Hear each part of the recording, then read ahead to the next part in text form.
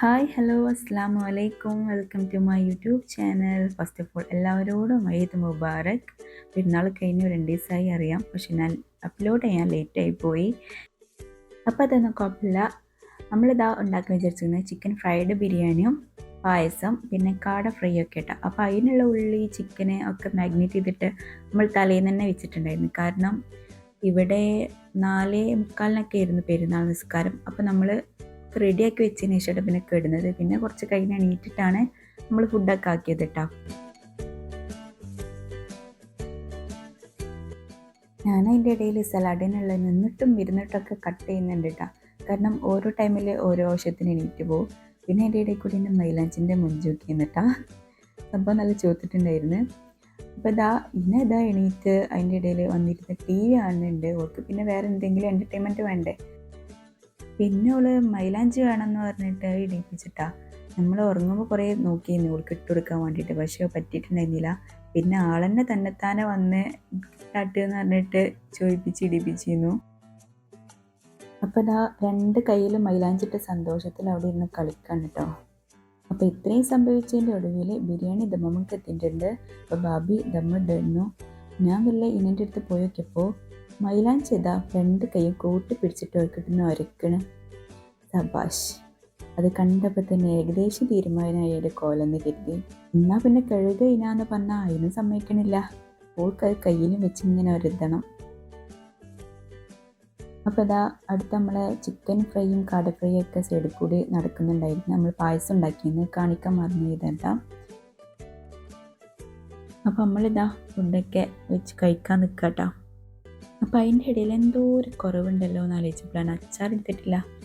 അച്ചാറില്ലാതെ എന്ത് ബിരിയാണി. അപ്പോൾ പിന്നെ നമ്മൾ നാട്ടിൽ നിന്ന് കൊടുന്ന ഒരു അച്ചാറും കൂടി പൊട്ടിച്ച് പോയിട്ടു. അപ്പോൾ നമ്മളെ പായസം, നമ്മൾ ഫുഡ് കഴിച്ചതിന് മധുരമാണല്ലോ. അപ്പോൾ പിന്നെ കിച്ചണൊക്കെ ക്ലീനാക്കി വെച്ചതിന് ശേഷം പിന്നെ നമ്മൾ നന്നായിട്ട് പായസം കുടിച്ചു. വയറ് ഫുള്ള് നിറഞ്ഞിരുന്നിട്ടാണ്. അപ്പോൾ റെഡി ആയിട്ടുണ്ട്. നമ്മൾ ഒരു സ്ഥലം വരെ ഒരു ട്രിപ്പ് പോകുന്നുണ്ട്. അപ്പോൾ അതിന് വേണ്ടിയിട്ട് നമ്മളെല്ലാവരും റെഡിയായി. പിന്നെ പെരുന്നാളിന് ഫോട്ടോസൊന്നും എടുത്തിട്ടുണ്ടായിരുന്നില്ല. അപ്പോൾ അതിനും കൂടി വേണ്ടിയിട്ട് പോവുമായിരുന്നു കേട്ടോ.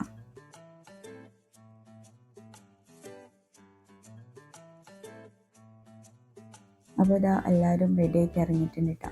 നമ്മൾ പോണ വഴിക്ക് ലുലുവിൽ പോയി ഫോട്ടോ എടുത്തതിന് ശേഷം പിന്നെ അങ്ങനെ പോകാമെന്നാണ് കരുതിയത്. ഇപ്പോൾ പോണത് ഖത്തർക്കാണ്. അപ്പോൾ ഒരു 1 ഡേ ട്രിപ്പായിട്ടാണ് നമ്മൾ ഉദ്ദേശിച്ചിട്ടുള്ളത്, പെരുന്നാൾ ലീവ് ആയതുകൊണ്ട്. അപ്പോൾ ഇവിടുന്ന് അധികമൊന്നുമില്ല, ഇവിടുന്ന് ആകെ 4 മണിക്കൂറുള്ളൂ ട്രാവലിങ്.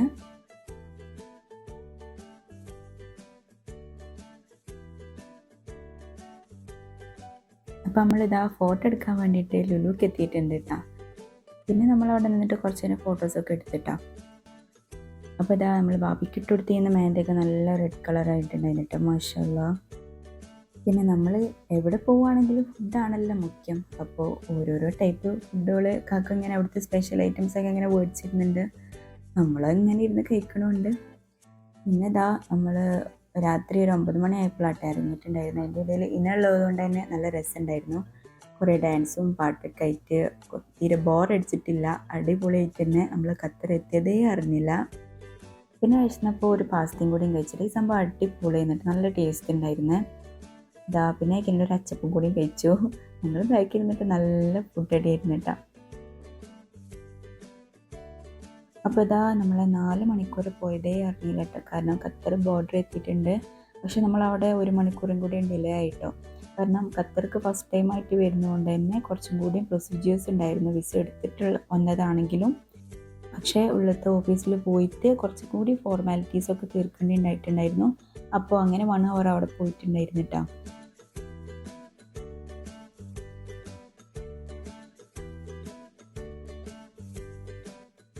അങ്ങനെ നമ്മൾ ബുക്ക് ചെയ്ത ഹോട്ടലിലേക്ക് എത്തിയിട്ടുണ്ടായിരുന്നു കേട്ടോ. നല്ല നീറ്റ് ആൻഡ് ക്ലീൻ ആയിട്ടുള്ള ഹോട്ടൽ, നല്ല അറ്റ്മോസ്ഫിയർ ആയിരുന്നിട്ട് അവിടെ. അപ്പോൾ ഇതിന് ഓരോ സാധനങ്ങളും എടുത്തിട്ട് ഒക്കെ ടെസ്റ്റ് ചെയ്ത് നോക്കുന്നുണ്ട്.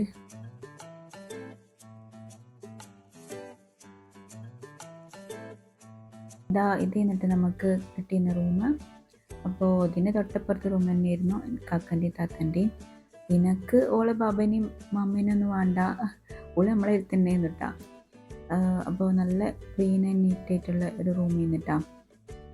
അപ്പോൾ നമ്മളെ ഈദ് വ്ളോഗ് ഇവിടെ കഴിഞ്ഞിട്ടുണ്ട്. അപ്പോൾ ഇനി ഇൻഷാ അല്ലാഹ് നമ്മൾ ഖത്തറത്തെ വീഡിയോസൊക്കെ അപ്ലോഡ് ചെയ്യുന്നുണ്ട്. അപ്പോൾ ഈ വീഡിയോ ഇഷ്ടമായിട്ടുണ്ടെങ്കിൽ എല്ലാവരും ലൈക്ക് ചെയ്യുക, കമൻറ്റ് ചെയ്യുക, പിന്നെ സബ്സ്ക്രൈബും കൂടി ചെയ്യുക. ഇൻഷാ അല്ലാഹ് അടുത്ത വീഡിയോയിൽ കാണാം. അസ്സലാമു അലൈക്കും.